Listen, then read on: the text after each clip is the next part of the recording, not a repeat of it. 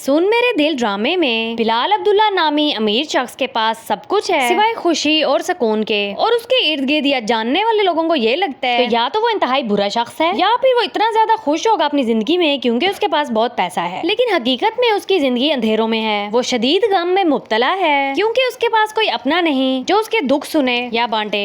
इसलिए उसने खुद को ऐसे मशरूब का आदी बना लिया है जिसकी मनाई है। दूसरी तरफ जो दोस्तों का ट्रायो था यानी अमार, सदफ और दानिया तीनों सदमे में है। सदफ ये जानने के बाद कि अमार उसे चाहता है, दानिया ये जानने के बाद कि अमार सदफ को चाहता है, और अमार ये जानने के बाद कि सदफ उसमें बिल्कुल भी इंटरेस्टेड नहीं है और उसने रिजेक्ट कर दिया उसे। हालांकि इस सब में मेन रोल अमार का है, लेकिन सदफ की माँ उसकी शामत लगा देती है कि आखिर तुमने लड़के से दोस्ती ही क्यों, और कहीं तुम भी उसमें इंटरेस्टेड तो नहीं। और इस चीज का सबूत देने के लिए उसे अपनी माँ के सामने कसम खानी पड़ती है। अमार बहुत ज्यादा मायूस हो गया है कि आखिर उसने मुझे क्यों रिजेक्ट कर दिया, मुझ में क्या कमी है। इसके अलावा दानिया बहुत ज्यादा शॉक्ड है कि मुझे रिजेक्ट करने के लिए उसे मेरी दोस्ती मिली थी, यानी अगर उसने उसे एक्सेप्ट नहीं किया तो वो कम तकलीफ दे है, लेकिन ये ज्यादा तकलीफ दे है कि वो मेरी दोस्त को चाहता है। सदफ उसे भी यकीन दिलाने की कोशिश करेगी कि मैं कभी भी तुम्हारे हक पे डाका नहीं डालूंगी, वो तुम्हारी मोहब्बत है और तुम्हारी ही रहेगी। फिर भी दानिया का कुछ नहीं बनना, क्योंकि जब अमार सिरे से उसमें इंटरेस्टेड नहीं है, दानिया अगर उसे कन्विंस करने की कोशिश करती भी है वो नहीं मानने वाला। फिर भी आखिर तक उसे तगोदो करनी पड़ेगी अगर उसने जिंदगी भर के लिए उसी को अपना साथी तस्वुर किया है। इसके अलावा बिलाल जल्द सदफ को चाहने लगेगा